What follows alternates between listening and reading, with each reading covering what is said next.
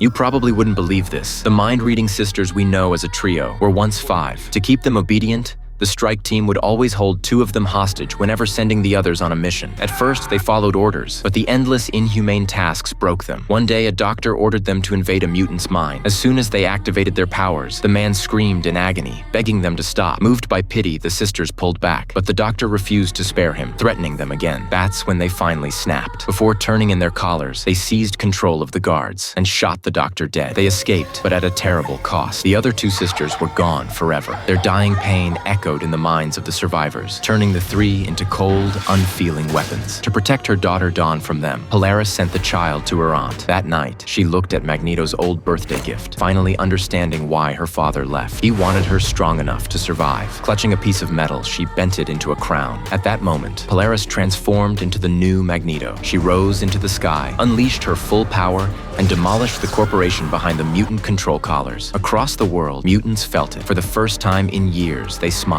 Their collars shattered, their freedom restored. Even the servers crashed as Andy's power exploded, causing every last control device to fail. But not all was peace. Mutants from prisons escaped too, each with deadly abilities. Thunderbird took them in, seeing their brutality as a weapon. Polaris, however, refused. She wanted liberation, not mass destruction. Suspicious, she faked an injury and searched his room, only to discover Thunderbird's plan to wipe out the entire government. When word leaked, Thunderbird locked down the base, hunting for a traitor. Polaris barely escaped suspicion, but Lisa, whose mind even the sisters couldn't read, was executed under his paranoia. Polaris then confided in Eclipse. Together, they realized their dream of peace was already gone. They had to stop Thunderbird. But before they could act, the sisters captured Andy and Lauren, forcing the siblings to unleash catastrophic power, tearing down a skyscraper. Polaris arrived too late. The only chance left was to eliminate Thunderbird, but his unique gift, nullifying mutant powers, made him nearly unstoppable. So, Reed made the ultimate sacrifice. Saying goodbye to his family, he stepped into the lion's den. Thunderbird mocked him as weak, the most useless of all mutants. But Reed's fury ignited his unstable power. With one final massive explosion, the base was obliterated. Thunderbird was gone. The sisters,